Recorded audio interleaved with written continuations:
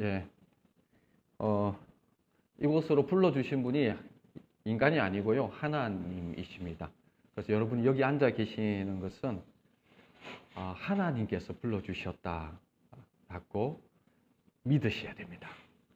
그리고 이제 갈라디아서를 제가 1장, 2장, 3장 하는데 참 하나님께서 이상하게 본래는 이제 이 사관님이 하셔야 되는데 또 일이 자꾸 생기셔서 끊어지지 않고 이렇게 3장까지 할 수 있게 하셔서 감사한데요. 왜 갈라디아서를 하게 되었냐 하니까 우리가 성경을 읽어야 됩니다. 성경을 읽어야 돼요. 우리 각자가 성경을 읽어야 되고, 그런데 성경을 읽기가 이게 참 쉽지 않아요.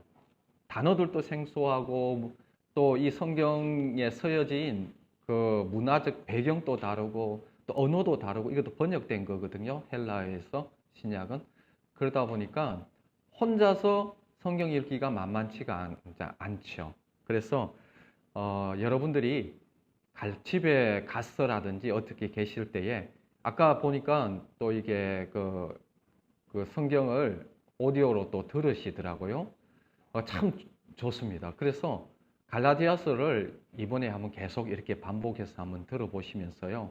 또 모르는 거 있으면요, 끝나고 질문도 이렇게 해주시면 좋을 것 같아요.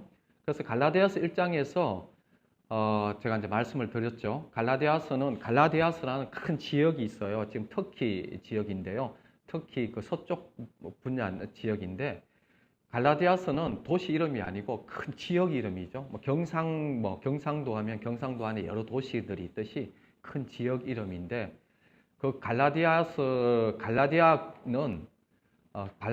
바울이 제일 먼저 선교 여행하면서요, 가장 먼저 전도했던 곳이 갈라디아 지역이에요. 거기서 이제 교회들이 세워졌는데, 들려오는 소문이 바울이 전한 복음 외에 다른 복음에 관심을 갖기 시작했다. 특히 할례라든지 육체 모양을 내고 날의 절기라든지 이런 것에 관심을 갖기 시작하고, 예수 그리스도의 이 십자가, 예수 그리스도의 이제 이 복음에 대해서, 복음을 전했던 그것에 대해서 그 안에 모든 것이 있음에도 불구하고 다시 율법으로 돌아가 버리는 거예요. 그래서 바울이 1장에서는요, 다른 복음이 없다. 내가 너희에게 전한 복음은 사람에게 받은 게 아니다. 내가 사도인데도 내가 사도가 된 것이 사람들에게서 이렇게 임명받아서 사도된 것이 아니라 다마크스죠. 지금은 시리아 지역에 다메섹에서 부활하신 예수님께서 바울을 만나 주셨어요. 그것이 사도행전 9장에 나와 있고요. 그래서 거기에서 처음으로 부활하신 예수님을 통해서 바울은 사도가 되어졌어요. 그 이후에 또 보면요, 그 아라비아로 갔다는 게 거기서 아마 그 하나님의 이 계시를 이렇게 받은 것 같아요. 그래서 바울이 전하는 이 모든 복음, 내가 사도된 것도 그렇고 복음도 사람에게 난 게 아니다. 그게 다 하나님께로부터 나온 것이다. 하늘에 온 천사라도 너희들에게 전한 그 복음 외에는 다른 복음을 전하면 저주를 받게 되어진다 하면서 이 복음에 대해서 얘기를 이제 1장에서 계속 얘기했지 않습니까? 그리고 이 복음은 내가 다시 예루살렘으로 돌아갔을 때도 거기에서도 야고보와 주의 형제 야고보와 게바밖에는 보지 못했다. 한 15일 정도 있으면서도 내가 오랫동안 있었던 것도 아니고 단지 베드로와 야고보밖에는 보지 못하고 왔다. 이 말이 뭐냐니까요. 내가 거기에서 오래 머물면서 사람들에게 배운 것이 아니다. 사도들에게 가르침을 받은 것이 아니고 다 하나님의 계시로 되어진 것이다. 그리고 난 다음에 2장에 가보면요. 14년 후에 디도를 데리고 바나바와 함께 디도를 데리고 갔는데, 그때는 사사로이, 내가 이방에서 전했던 그 모든 복음을 사사로이 그냥 마음껏 거기에 유력한 자들, 사도들과 나누었는데, 그 사도들이 나의 복음에 대해서 전혀 문제될 것이 없었다. 그리고 교제 악수를 했다. 특히 가장 중요한 대표적인 인물, 누구였죠? 야고보, 요한, 그리고 게바, 베드로. 사실 야고보, 주의 형제 야고보와 요한과 베드로는요, 이게 대표적인 사도 중에서도 대표적인 지도자였습니다. 그들도 교제에 악수를 하면서 사도 바울이 전한 복음이 온전한 복음이다. 그리고 거기에 덧붙여 준 것도 없고 덧붙인 게 있다면 가난한 자들을 위해서 생각해 달라고 했는데 그 가난한 자들에 대해서는 나도 이전부터 생각했던 것이다.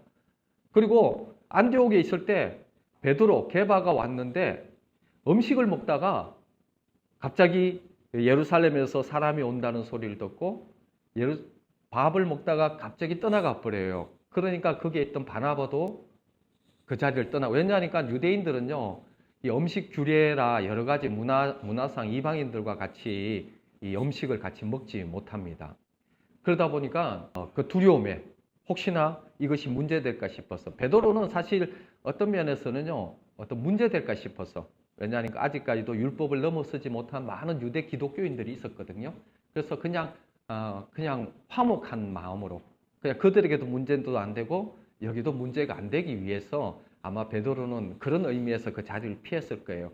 그러나 그것이 얼마나 복음에 위배되는 상황인가에 대해서 바울이 알았기 때문에 왜냐하면 앞으로 계속적으로 이방인에게 복음이 전파되어지기 때문에 그래서 바울이요 베드로를 막 어떻게 보면 그 당시 베드로라는 것은 담임 목사님 이고 바울이라는 것은 전도사 정도밖에 안 되는 어떤 그런 건데 전도사가 담임 목사님을 향해서 막 복음이 틀렸다고 이렇게 막 이렇게 할 정도로 왜냐니까요 이 복음이라는 것은 인간에게 나온 것이 아니라 복음이라는 것은 하나님께로 나왔기 때문에 그 진리성이 조금이라도 훼손되면 되지 않기 때문에 바울이 아무리 그가 베드로든 상관없이 복음의 진리성에 대해서 얘기를 했죠.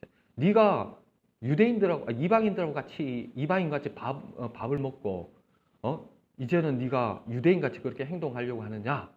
그러면서 아주 질책을 하죠. 그러면서 이 예수 그리스도의 이 십자가와 예수 그리스도를 통해서만이 사람이 어렵게 된다. 그리고 그 어렵게 되는 것이 왜 그러냐니까요. 왜 어렵게 되느냐니까 여러분들이 구약 배경을 조금 아셔야 되는데 이것만 간단하게 설명할게요. 이스라엘에게는요. 제일 중앙에 뭐가 있었냐니까요. 이 성막이 있었어요. 성막. 이 회막이라고도 하고요. 이 성막 안에는 그 안에는 법궤라는 것이 있었어요. 그 법궤에서 법궤가 있는 곳을 지성소라고 해요. 그러니까 지성소가 있고 성소가 있고 그다음에 이 전체 이제 성뜰이 있고 그런데 이걸 다 설명할 수는 힘들고요. 이런 성막 주위로 진을 쳤어요. 12지파의 진들을 이렇게 레위 지파 빼고 진을 쳐서 이렇게 진 안에 중앙에 성막이 있었어요. 그런데 하나님이 어떤 분이시냐니까 거룩하신 분이기 때문에 그 거룩하신 하나님은 정결한, 부정한 사람, 불결한 사람들은 하나님과 같이 있을 때에 죽임을 당할 수도 있다든지 문제가 될 수가 있어요. 그러다 보니까 항상 제사의식을 무슨 제사의식을 만들었냐니까 이 죄를 지은 사람들이 하나님의 이 백성 이 진 안에 있으면은 하나님께서 임재하실 때에 문제가 생겨요. 죽임을 당할 수가 있어요. 그러다 보니까 그 죄를 해결해야 돼요. 그래서 만약에 불결한다든지 죄를 짓는다든지 하면은 그 사람이 어디로 가야 되냐면 뭐 심지어는 부정한 피부병이 있다 하더라도 진 밖으로 나가야 돼요. 진 밖으로 나가요. 그래서 거기에서 정결해지고 난 다음에 다시 이제 여기서 생활할 수가 있어요. 그래서 속죄를 어떻게 드렸냐니까요. 양이라든지 없는 사람은 비둘기라든지 그런 것을 가지고 와서 머리에다가 안수를 죄송합니다. 머리에다 안수를 하면은 이 내 죄가 이 양이나 뭐 비둘기나 그 짐승에게 또 소는 보통 뭐 큰 제사장들이나 드리는 거고 대부분 양을 이제 드렸거든요. 양에게 안수를 하면 죄가 양에게 전가가 되어져요. 그러면 어떻게 하면 양을 가지고 온 사람이 그 양을 죽여야 돼요. 그리고 껍질을 벗기고 각을 떨고 그것을 하나님 앞에 씻어서 제물로 속죄제로 하나님 앞에 예배를 드렸어요. 왜냐하니까 내 대신 양이 죽임을 당하는 거예요. 그래서 내 죄가 사해졌다, 정결하게 되어졌다. 그래서 하나님의 이 진압에 하나님의 백성과 하나님과 교제하는데 이제는 문제가 되지 않는다. 그렇게 되죠. 그걸 의롭다고 하는 거예요. 그래서 본래는 율법으로 인해서 왜냐니까요, 끊임없이 우리는 죄를 지을 수밖에 없는 존재잖아요. 죄를 지을 수밖에 없는 존재니까 매일 짐 밖에 있을 수도 없잖아요. 그러니까 그 속죄죄로 인해서 정결하게 되어져서 이제 하나님과 교제를 할 수 있는 관계가 되어진 거죠. 그런데 여기서 여러분들이 기억해야 되는 것이 뭐냐니까 그렇게 된 상태가 최종 단계가 아니에요. 부정하게, 불결하게 되어졌다가 속죄죄, 속건죄를 통해서 다시 진 안으로 들어온 것이 해결된 게 여기는 시작이에요. 이제는 불결하고 부정한 자에서 이제는 정결하게 되어졌다. 그 다음에 뭘 해야 되냐? 정결한 상태에서 하나님과, 거룩하신 하나님과 교제해야 돼요. 그러면 어떻게 되느냐? 정결한 자는요, 언제든지 이 불안한 상태예요. 언제 부정하게 되고, 불결하게 될지 모르고, 또 이 정결한 상태는 언제든지 하나님과 임재 가운데서 거룩하게 될 수도 있는. 그래서 정결이 최종 목표가 아니에요. 정결한 상태가 되어졌다는 것은 이제는 거룩한 상태, 하나님과 깊은 교제로 들어가기 위한 전 단계가 정결이에요. 이해되시죠? 그래서 예수 그리스도를 믿음으로 우리가 속죄함을 받았잖아요. 속죄함을 받았으면 이것이 끝나는 게 아니고 그 다음에는 어떻게 되냐? 우리가 거룩한 하나님의 백성이 되어지고 하나님과 교제함이 있어야 되는데 거룩한 하나님의 백성과 교제함이 되려면 어떻게 되느냐? 이제는 어렵게 되어지고 정결하게 되어졌으면요, 하나님의 성령을 받아야 됩니다. 하나님의 성령을. 그래야 하나님의 영이 있는 사람, 하나님의 성령을 받은 사람이 하나님의 백성이고 하나님의 사람이 되어지는 거예요. 그래서 십자가라는 것은요, 부정에서 정결로, 정결에서 성령을 받아서 거룩으로까지 전체를 얘기하고 있는 부분인데, 오늘날 많은 교회에서 착각하고 있는 게 뭐냐니까 부정하게 되어졌다가 예수 그리스도의 보혈로 정결하게 되었으면 되는 걸로 생각하고 있어요. 아니요. 이제는 신앙이 시작되어지는 거예요. 어떻게? 옛 언약은 율법으로 인한 옛 언약이고, 새 언약이라는 것은 하나님의 영, 에스겔에서도 나와 있고, 이거는 설명하기가 다 이게 찾아보기 어렵고요. 이제는 우리 마음 가운데 성령을 부어주셔요. 그게 새 언약이에요. 그게 이제 3장에부터 나와 있는데, 한번 3장을 읽으면서 한번 쭉 보도록 하겠습니다. 3장 1절 같이 읽겠습니다. 시작. 어리석다다 갈라디아 사람들아, 예수 그리스도께서 십자가에 못 박히신 것이 너희 눈앞에 밝히 보이거든 누가 너희를 꾀더냐. 어리석도다 갈라디아 사람, 이건 굉장히 그 바울이 흥분한 상태예요. 바울이 이렇게까지 얘기한 적 없습니다. 여기 오가 하나 붙어 있어요. 원어에는 어리석다, 어리석은 이 갈라디아 사람들아, 예수 그리스도께서 십자가에 못 박히신 것을 너희 눈앞에 밝히 보이거든 누가 너희를 꾀더냐. 이 말이 뭐냐니까요, 예수 그리스도의 십자가에 못 박힌 것을 너희 눈앞에 밝히 보였다는 것은 그들이 봤다는 것이 아니라 그들 앞에 예수 그리스도의 십자가가 어떤 의미인지 바울이 복음을 통해서 철저하게 다 가르쳐줬다는 거예요.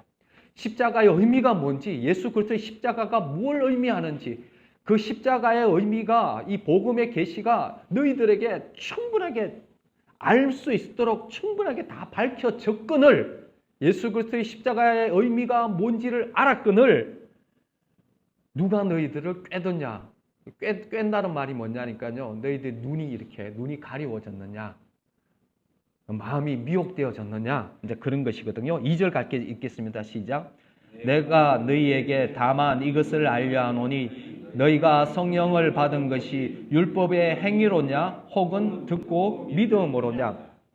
여기서 중요한 성령을 받은 것이 너희가 믿음의 율법의 행위로 성령을 받았냐, 아니면 십자가의 복음을 너희가 듣고 믿음으로 성령을 받았느냐 하는 거예요. 율법은 신령하고 하나님께서 주신 계명이지만은 그 안에 성령을 주신다는 의미는 없어요. 그러나 복음은요. 복음이 왜 하나님의 능력이 되고 하나님의 지혜가 되느냐니까요. 다른 곳에 있는 것이 아니에요. 하나님의 성령이 우리가 예수 그리스도의 십자가를 믿음으로 인해서 어렵게 되어지고 그 어려운 상태에서 하나님의 성령이 임함으로 인해서 하나님의 능력을 받고 하나님의 지혜를 받고 하나님의 인도함을 받는 자가 되어진 거예요. 그런데 그것이 너희가 복음을 듣고 믿음이냐 아니면은 너희가 율법을 행함으로 그렇게 되어졌느냐? 아니요. 복음을 듣고 믿음으로 성령을 받은 거예요. 왜 그걸 알지 못하느냐? 그것이 기준이다. 그렇게 얘기를 하고 있는 겁니다. 자, 3절 읽겠습니다. 시작. 너희가 이같이 어리석었냐? 성령으로 시작하였다가 이제는 육체로 마치겠느냐? 예수를 복음을 듣고 믿음으로 이제 성령으로 시작했어요. 하나님의 성령을 받고 그 기쁨을 알고 하나님을 섬기기 시작하고 하나님의 그 거룩에 참여했다가 이제는 율법을 지키는 자가 되어버렸어요. 할례를 행하고 그리고 율법을 지키는 자가 되었는데 그 율법도 다 지키는 것도 아니에요. 몇 가지 율법, 할례 행하는 거, 이방인들이 할 수 있는 그 정도의 그를 가지고 다시 다른 말로 하면 새 언약에 왔다가 옛 언약으로 다시 돌아가는 어떤 그런 지금 모순 속에 빠져 있는 갈라디아 사람들을 향해서 이제 성령으로 시작했다가 육체로 마치겠느냐? 다시 돌아가느냐? 이 말을 하고 있는 것입니다. 4절 읽겠습니다. 시작. 너희가 이같이 많은 괴로움을 헛되이 받았느냐? 과연 헛됐냐? 5절. 너희에게 성령을 주시고 너희 가운데서 능력을 행하시는 이 일이 율법의 행위였었냐? 혹은 듣고 믿음했었냐? 그리고 성령으로 따라가고 성령을 행하며 내가 죽고 예수가 사던 이 삶으로 따라가고 있는 그런 노력과 그런 고생들이 그런 삶을 살아가고 있었어요. 살아가고 있었는데 그런 것들을 다 헛되게 만들려고 하느냐? 그렇게 하면서 너희에게 성령을 주시고 너희 가운데서 능력을 행하시는 이의 일이 율법의 행위였었냐? 혹은 듣고 믿음. 위에 또 반복하고 있어요. 성령을 주시고 너희 가운데 능력을 행하시는 그 일이, 능력을 행하시는 일은 하나님이죠. 하나님이 실질적으로 사역하시고 일하시고 하는 그것이 율법의 행위였었냐? 혹은 듣고 믿음했었냐? 십자가의 복음을 듣고 믿음에서 성령을 받고 하나님께서 일하시는 것들을 우리가 경험하게 하는 것이 율법의 행위가 아니지 않느냐? 그렇게 얘기하고 있습니다. 6절 읽겠습니다. 시작. 아브라함이 하나님을 믿음에 그것을 그에게 의로 정하였었다 함과 같으니라. 7절. 그런즉 믿음으로 말미암은 자들은 아브라함의 자손인 줄을 알지어다. 8절. 또 하나님이 이방을 믿음으로 말미암아 의로 정하실 것을 성경이 미리 알고 먼저 아브라함에게 복음을 전하되 모든 이방인이 너로 말미암아 복음을 받으리라 하였느니라. 9절까지. 그러므로 믿음으로 말미암는 자는 믿음이 있는 아브라함과 함께 복을 받느니라. 아멘. 왜 아브라함이 나왔냐니까요. 아브라함은 믿음의 조상이죠. 아브라함의 아들이 누군지 아는 사람 계세요? 아브라함의 아들은 이삭. 이삭의 아들은 두 개 나오잖아요. 예, 맞아요. 에서와 야곱. 그 다음에 야곱의 아들 12 이스라엘이 나오잖아요. 잘 아시네요. 이 이스라엘이 야곱 때에 어디로 가느냐니까 애굽으로 들어갑니다. 애굽에 들어가서 애굽에서 정말 하나님께서 지켜주시죠. 그죠? 그래서 막 애를 출애굽기 1장, 1, 2장을 읽어보면요. 다른 것이 애 놓는 일이에요. 애를 그냥 막 놓는 하늘의 별과 같이 바다의 모래같이 한다 했는데 막 그거 보면은요. 막 그냥 밭에 나갈 때는 혼자 나갔다가 올 때는 애 없고 막 이런 일들이 있죠. 밖에 나갔다가 애 없고 애 없고 밥상 들고 오는 막 그런 일들이 이제 이스라엘 백성 가운데 이루어지기 시작했어요.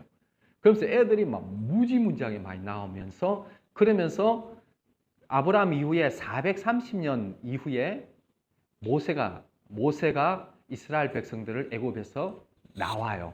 그 나와서 어디로 가느냐니까 그 홍해를 건너서 시내산에 가서 시내산에서 율법을 받아요. 이해되시죠? 그러니까 율법은 아브라함 한참 이후에 율법이 나온 거예요. 그러니까 왜 아브라함을 얘기하느냐니까요. 율법이 나오기 전에 사실은요, 모든 율법도 그렇고 이스라엘 백성도 그렇고 아브라함이 그들의 조상이에요. 하나님께서 첫 언약과 약속을 주신 것이 아브라함의 약속에서부터 시작이 되어져요. 아브라함의 약속에부터 창세기 12장 1, 2절 말씀에 약속에서부터 거기서부터 그리고 그 약속으로 인해서 이스라엘 백성들이 율법을 받게 되어진 거거든요. 그래서 아브라함을 얘기하고 있거든요. 그런데 그 아브라함이 어땠느냐? 그 6절에 아브라함이 하나님을 믿음에 그것을 그에게 의로 정하셨다는가 같으니라. 아브라함이 율법은 이전이니까 아브라함은 그때 하나님께서 어렵다 하신 것이 율법 없을 때 어떻게 어렵게 되어졌느냐? 하나님을 믿었기 때문이다. 믿음 때문이다. 그렇게 얘기를 하고 있고요. 그리고 7절에 그런즉 믿음으로 말미암은 자는 아브라함의 자손인 줄 아니라. 그러니까 동일하게 아브라함도 그렇게 믿음으로 어렵다함을 받았으니까 우리도 동일하게 우리도 믿음으로 믿는 우리도 동일하게 아브라함과 같은 아브라함의 자손이다. 지금 그렇게 얘기하고 있습니다. 8절에 또 하나님이 이방을 믿음으로 말미암아 의로 정하실 것을 성경이 미리 알고 먼저 아브라함에게 복음을 전하되 모든 이방인이 너로 말미암아 복을 받으리라 하라 했는데 이게 어디에 나와? 거기 보면요, 여기에 그 니언이라는 것이 있어요. 니언 8절에 쬐끈한 글자로 니언. 모든 옆에 작은 니언 있죠. 니언 찾으셨어요?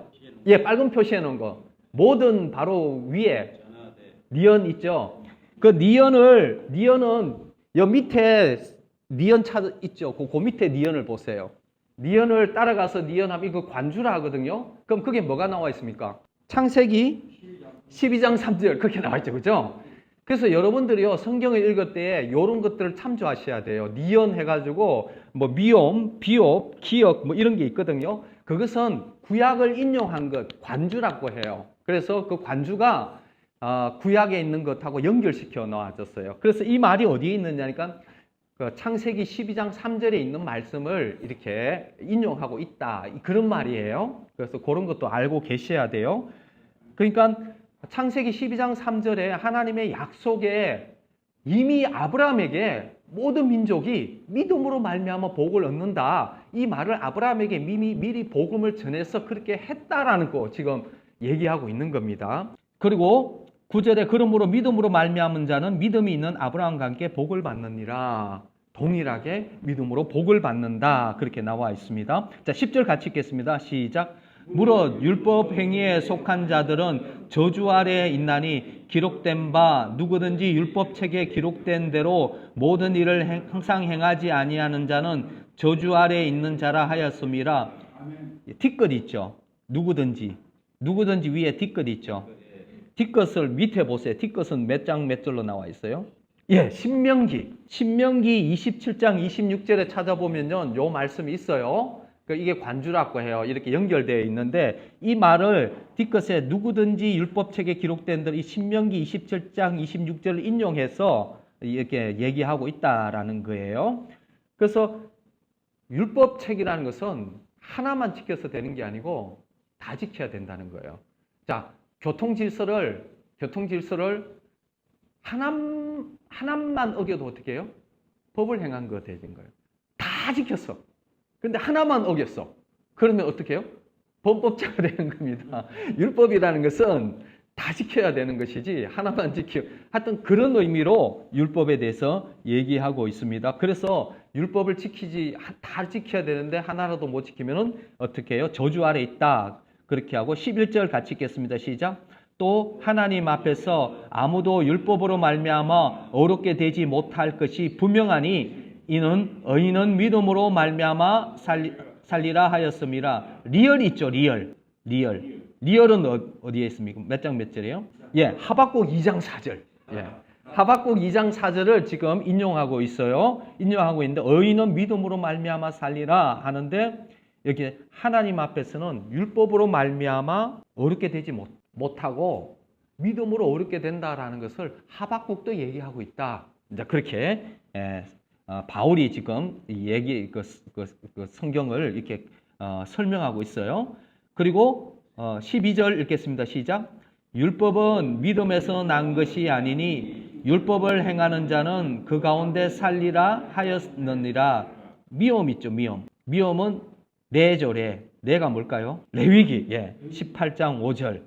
그게 이것을 인용하고 있다. 그래서 율법은 믿음에서 난 것이 아닌데 율법을 행하는 자는 율법으로 살리라 하였다. 13절 읽겠습니다. 시작.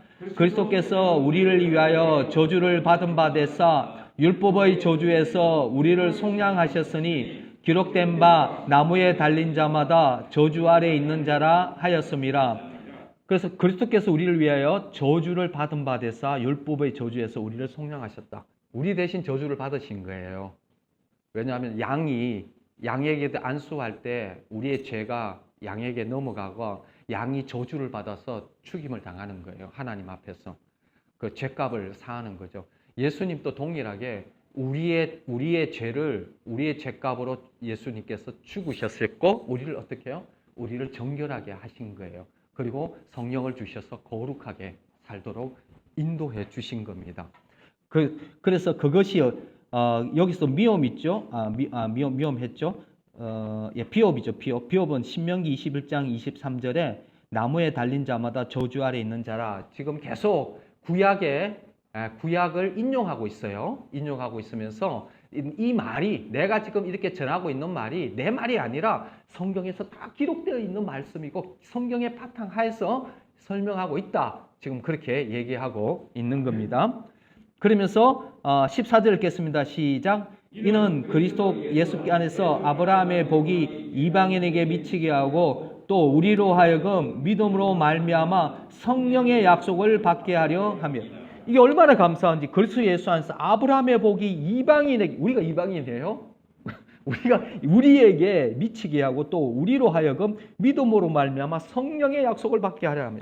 하나님의 선민은요 이스라엘이었습니다. 이방인들이 아니었어요. 이방인들은 하나님과 아브라함에게는 약속은 있었지만은 약속은 이방인에게 복음이 전파된다고 약속은 주셨지만은 그래서 이스라엘을 선택하시고 이스라엘을 통해서 제사장 나라로 이방인에게 복음을 전하려고 그렇게 계획을 하셨는데 그것이 언제 이루어지느냐 하니까 예수 그리스도가 오심으로 비로소 이스라엘이 받는 그 복과 아울러 이스라엘에게 이스라엘 안에 예수 그리스도가 오세요. 예수 그리스도가 오셔서 예수 그리스도를 통해서 아브라함의 약속을 우리에게 미치게 하려고. 돌아버린 게 아니고 우리에게까지 그 약속이 우리에게까지. 그래서 지금 어떻게 됐냐니까요. 이 약속이 그 아브라함의 복이 우리에게 온 거예요. 이걸 복음이랑 이거를 계속 알려주는 거예요. 2000년 전에 예수 그리스도를 통해서 이제는 이 복이 아브라함의 복을, 아브라함의 유업을 우리 이방인들이 받고 누리게 되어졌다라는 것을 계속 얘기하고 중요한 거는 성령의 약속을 받게 하여 성령을 주신다는 거예요. 15절 읽겠습니다. 시작. 형제들아 내가 사람의 예대로 말하노니 사람의 언약이라도 정한 후에는 아무도 폐기하거나 더하거나 하지 못하느니라. 언약이라는 것은 약속이죠. 그죠? 사람의 언약이라도 폐하지 못한다. 자, 16절 시작. 이 약속들은 아브라함과 그 자손에게 말씀하신 것인데 여럿을 가리켜 그 자손이라 하지 아니하시고 오직 한 사람을 가리켜 내 자손이라 하셨으니 곧 그리스도더라. 그 약속의 내용에 보면요. 그 자손에게 그런 자손을 통해서 그런 복이 흘러간다고 했는데 자손들이라 하지 않고 자손이라고 단수를 썼다. 그래서 그 자손이라는 그 단수는 누구냐? 그리스도. 그러니까 그리스도를 통해서 이방인들에게 복음이 전파되게 하셨다. 이제 그 얘기를 하고 있는 겁니다. 자, 17절 시작. 내가 이것을 말하니 하나님께서 미리 정하신 언약을 430년 후에 생긴 율법이 폐기하지 못하고 그 약속을 헛되게 하지 못하리라. 이 약속은 아브라함이 받은 건데 이 아브라함의 약속이 430 이후에 시내산에서 율법을 받았지만 그 율법 때문에 율법이 생겨나기 전에 이 아브라함의 약속을 폐하지 못한다는 거예요. 약속 때문에 율법이 생긴 거고 약속 때문에 지금 이스라엘 백성들이 생긴 것이지 약속이 우선이다. 그렇게 지금 얘기하고 있는 겁니다. 18절 시작. 만일 그 유업이 율법에서 난 것이면 약속에서 난 것이 아니니라. 그러나 하나님의 약속으로 말미암아 아브라함에게 주신 것이니라. 그 유업, 우리가 받을 유업이 있습니다. 믿음의 유업이 있고요. 복이 있어요. 누려야 될 것이 있습니다. 여러분들이 하나님 약속이기 때문에 여러분들이 취해서 누려야 될 것이 있고 우리가 하나님 앞에 받아야 될 것이 있어요. 왜냐하면 그건 하나님이 약속하셨기 때문이에요. 그 약속이라는 것은 인간의 약속도 지키지만 하나님은요 절대 약속을 지키는 분이세요. 그렇기 때문에 우리는 받아서 그 약속을 주장해서 누릴 수가 있는 것이거든요. 그래서 그것은 율법에 난 것이 아니라 약속에서 난 것이다. 이 약속으로 말미암아 아브라함에게 주신 것인데 그러면서 19절 시작. 그런즉 율법이 무엇이냐? 범법함으로 더하여진 것이라 천사들을 통하여 한 중보자의 손으로 베푸신 것인데 약속하신 자손이 오시기까지 있을 것이라. 그러면서 그들이 가지고 있는 의문점이 있죠. 그럼 율법은 뭐냐? 그 율법이 뭐냐니까 범법함으로 더하여진 것이라. 이 왜냐니까요. 법을 준 것은요, 의인을 위해서 준 게 아니에요. 악인을 위해서 준 거예요. 그리고 자꾸 규례가 생기고 규정이 생기는 이유가 뭐냐니까요. 자꾸 죄를 지으면 규정이 생겨요. 그죠? 이렇게 사람들은요, 자꾸 피해가잖아요, 뭐를. 피해가면은 자꾸 규정이 생겨요. 동일하게 율법도 그렇게 범법함으로 계속 그렇게 율법이 더해진 거예요. 그러면서 그 율법을 왜 주셨냐니까요. 이 이스라엘 백성들이 멸망하면 안 돼요. 이스라엘 백성들을 통해서 누가 오셔야 되냐니까 메시아가 오셔야 되기 때문에 예수 그리스도가 올 때까지 그야말로 그들이 살아남아야 되는 것이고 하나님과의 관계가 끊어지면 안 되기 때문에 약속하신 것이고 그리고 그 율법을 주신 것은 이제 예수 그리스도가 오면은 율법의 완성이 되시는 예수 그리스도 그 예수 그리스도를 통해서 이제는 새 언약으로 나가신다는 거예요. 지금 그것을 얘기하고 있어요. 그래서 왜냐니까 그런데 율법이 범법함으로 더하여 천사들을 통하여 중보자 베푼 것인데 약속한 자손이 오시기까지 약속한 자손이라는 것은 예수 그리스도가 오시기까지 있는 거예요. 20절 읽겠습니다. 시작. 그 중보자는 한 편만 위한 자가 아니라 하나님은 한 분이시니라. 예. 그다음에 21절 읽겠습니다. 시작. 그러면 율법이 하나님의 약속들과 반대되는 것이냐? 결코 그럴 수 없느니라. 만일 능히 살게 하는 율법을 주셨더라면 의가 반드시 율법으로 말미암았느니라. 그럼 율법이 하나님의 약속과 반대되는 거 아니다. 왜냐하니까 능히 살게 하는 율법을 주셨더라면 의가 율법으로 말미암았을 것이다. 왜냐하면 율법이라는 것은 규정이 있고 이것을 통해서 뭘 아느냐니까 우리가 죄인이라는 것을 알게 되어지지만은 규례와 규정이 있다는 것은 우리가 그 규례와 규정을 깨뜨리면서 우리가 죄인이라는 것을 알게 되어지지만 규정과 규례를 지킬 능력은 율법에게는 없다는 거예요. 율법을 지킬 능력을 주셨더라면 그 의가 율법으로 나왔을 텐데 그 능력을 우리가 율법으로 살고 복음으로 하나님 말씀대로 살 수 있는 그 능력은 율법에게 안 주셨다는 거예요. 그래서 어떻게 해요? 어디에 있느냐? 바로 복음에게 있다는 거예요. 예수 그리스도 안에 있다는 거예요. 하나님의 말씀을 지키고 살 수 있는 능력, 하나님의 능력, 하나님의 지혜가 어디에 있느냐? 복음에게 있다는 거. 지금 그 얘기를 하고 있는 겁니다. 그 다음에 몇 절이죠? 22절인가요? 읽겠습니다. 시작. 그러나 성경이 모든 것을 제 아래에 가두었으니 이는 예수 그리스도를 믿음으로 말미암아 약속을 믿는 자들에게 주려 함이라. 그러니까 모든 것을 제 아래에 가두었는데 그 모든 사람이 죄를 범하였으며 하늘 아래 모든 사람이 죄인인데 그런데 예수 그리스도를 믿음으로 말미암아 약속을 믿는 자들에게 주시려고 의로움을 구원을 주시려고 하셨다. 23절 읽겠습니다. 시작. 믿음이 오기 전에 우리는 율법 아래 매인 바 되고 계시될 믿음의 때까지 갇혔느니라. 믿음이 오기 전에 그죠? 율법 아래 갇혔고 이제는 계시될 믿음의 때까지 갇혀 있었다. 그 다음 24절 시작. 이같이 율법이 우리를 그리스도께로 인도하는 초등교사가 되어 우리로 하여금 믿음으로 말미암아 어렵다함을 얻게 하려 함이라. 이게 이제 율법이 우리를 그리스도께 인도하는 초등교사가 되어서 우리로 믿음으로 어렵다함을. 초등교사가 뭐냐니까 아이들을 이렇게 인도하는 거예요. 이거 다 설명하려면 이게 이제 몽학 선생이라고도 하는데 설명하기 시간이 없는가 설명을 안 하겠어요. 율법이 어디로 예수 그리스도께 인도하는 초등교사의 역할이라는 거예요. 본래 율법의 역할이.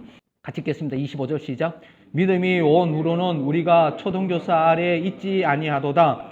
믿음이 오면은 이제 그리스도께 왔고 이제는 그 믿음이라는 것이 뭔지 알았는데 초등교수가 이걸 가르쳐 주려는데 이걸 알았으면 이제 초등교수가 필요가 없는 거예요. 이해되시죠? 자, 그 다음에 6절인가요? 6절 읽겠습니다. 시작. 너희가 다 믿음으로 말미암아 그리스도 예수 안에서 하나님의 아들이 되었으니, 될 것이다가 아니라 어떻게 해요? 되었다, 과거예요. 완료형이에요. 예, 너희가 다 믿음으로 말미암아 그리스도 예수 안에서 하나님의 아들이 되었다는 거예요. 그럼 하나님의 아들이 되었어요. 자, 이게 빨리 넘어가겠습니다. 27절 시작. 누구든지 그리스도와 합하기 위하여 세례를 받는 자는 그리스도로 옷 입었느니라. 그 세례를 받는다는 것은 물 속에 침례거든요. 물 속에 들어갔다가 다시 나오는 거잖아요. 이게 뭐냐니까요. 물 속에 들어간다는 것은 죽음을 택하고 다시 나온다는 것은 부활을 해요. 그러니까 내 옛사람이 죽고 그리고 새로운 존재가 되어졌다는 얘기를 하고 있는 거예요. 그리스도로 옷 입었는데 28절 시작. 너희는 유대인이나 헬라인이나 종이나 자유인이나 남자나 여자나 다 그리스도 예수 안에서 하나이니라. 그리스도 안에서 하나라는 거예요. 유대인이나 외국인, 유대인이나 헬라인이나 종이나 여자나 할 것 없이. 자, 29절 읽겠습니다. 시작. 너희가 그리스도의 것이면 아브라함의 자손이요 약속대로 유업을 이을 자느라. 아멘. 자, 26절만 간단히 설명해. 너희가 다 믿음으로 말미암아 그리스도 예수 안에서 하나님의 아들이 되었으니, 되었다, 이렇게 얘기하고 있어요. 자, 보세요. 믿음이 뭔지만 간단하게 설명하겠어요. 믿음이라는 것은 자기 확신이 아니에요. 어떤 애가 이래요. TV를 열심히 보는 애가 너무 열심히 봐가지고 자기가 이게 슈퍼 히로가 된 줄 알았어요. 그래가지고 애들이 괴롭히니까 갑자기 그냥 막 슈퍼 히로 이러면서 그래가 죽도록 터졌다는 거예요. 자기가 자기 신념으로 하는 것이 믿음이 아니고요. 뭐가 믿음이냐니까요. 하나님이 약속하시고 하나님이 언약하시고 하나님이 말씀하신 것이 진리예요. 그 진리를 믿는 것이 믿음이에요. 그럼 그 진리가 뭘 얘기하느냐니까, 예수 그리스도가 십자가에 못 박혀 죽은 그 사건이 우리들을 위한 사건이고, 우리들과 함께 우리가 예수 그리스도를 믿음으로 인해서 뭐가 됐냐니까요. 예수님이 죽었다가 3일 만에 부활하고 다시 하늘로 승천하셨을 때 에베소서에 보면 그래요. 내가 주님과 함께 죽었다가 내가 주님과 함께 새 생명을 부활해서 하나님이 성천하실 때 내가 주님과 함께 성천해서 하나님 우편에 앉아 있는데 내가 예수 그리스도와 함께 있다는 거예요. 이것이 인간의 말이 아니라 내 말이 아니라 누구의 말이냐니까, 이것이 성경의 말이고 하나님의 약속의 말이고 언약의 말씀이고 진리의 말씀이에요. 그럼 자, 생각해 보세요. 내 몸뚱 안에 지금 여기 있는데 내 영이 지금 어디에 있다는, 내 존재가 어디에 있다는 거예요? 예수 그리스도를 믿는 사람은요, 내 존재가 어디에 있습니까? 아니야, 난 여기 있는데. 그거는 내 생각이고, 성경은 뭐라고 했냐면 너희가 지금 그리스도와 함께 있다고 얘기하거든요. 그래서 하늘에서 이 일을 누가 이루셨냐니까, 하나님께서 하늘에서 이 일을 이루셨어요. 하늘에서 이루신 것이 땅에서도 이루어집니다. 하늘에서 이루어진 것은 반드시 땅에서 이루어져요. 하늘에서 이루어진 것을 이거 뭐라면 진리를 실상이라고 해요. 실상. 믿음은 바라는 것들의 증거고 보이지 않는 것의 이제 실상이라고 해요. 실상이에요. 실상이라는 것은 뭐냐니까, 실제로 자 보세요. 땅의 것은 그림자와 같은 거예요. 그럼 그림자를 움직이려면 움직여집니까? 포크레인을 가지고도 그림자는 안 움직여집니다. 그럼 그림자를 움직이려면 뭘 움직여야 됩니까? 실상을 움직여야 되지 않습니까? 동일하게 실상은요, 진리예요. 하나님께서 이루어진 그 진리를 믿을 때에 그림자는 움직여지고 우리의 삶은 변화되는 거예요. 근데 자꾸 그림자만 보고 그림자를 움직이려고 하는 사람들이 너무 많은데, 우리의 성부는 그림자를 움직이는 성부가 아니라 우리는 진리를 붙드는 성부예요. 실상을 붙들면은 이거는 자동적으로 움직여지는 거예요. 진리에 내 마음이 두고 진리가 너희를 자유케 하리라는 말씀과 같이 복음을 붙들고 내가 하나님 자녀가 되려고 노력하는 것이 아니라요. 너희는 이미 하나님의 자녀야라는 말씀을 믿을 때에 내 생각을 믿고 내 감정을 믿고 나의 어떤 정서를 믿는 것이 아니라 하나님의 말씀을 믿을 때 나는 하나님의 자녀구나. 라는 것을 믿는 거예요. 내가 하나님의 자녀가 되려고 노력하는 것이 아니라 하나님의 자녀구나 라는 말씀을 믿는 거예요. 십자가. 그래서 왜 하나님의 자녀가 됐나? 예수 그리스도께서 그 엄청난 희생을 치르시면서 죽임을 당하시면서 우리로 하나님의 자녀가 되게 하셨다는 것이죠. 그것을 믿는 것이 믿음입니다. 실상을 믿는 믿음이에요. 그래서 성경을 믿는 것이고 하나님의 말씀을 믿는 것인데 그 말씀을 믿을 때에 우리가 우리의 의지로 하는 것이 아니라 성령님께서 일을 하실 거예요. 성령님께서. 그래서 여러분들 기도하셔야 돼요. 기도하셔야 돼요. 성령을 주님 충만케 성령 충만케 해달라고 기도하시고 주님이 일하여 주십시오라고 기도. 나를 누가 붙들느냐에 따라서 세상이 붙들고 마귀가 붙들면 마귀의 도구밖에 안 됩니다. 그러나 성령이 붙들면 우리가 하나님의 도구가 되어지는 겁니다. 말씀이 나를 붙들면요 하나님의 말씀의 도구가 되어지는 겁니다. 시간이 너무 지났습니다. 제가 한번 기도하고 마치도록 하겠습니다. 아버지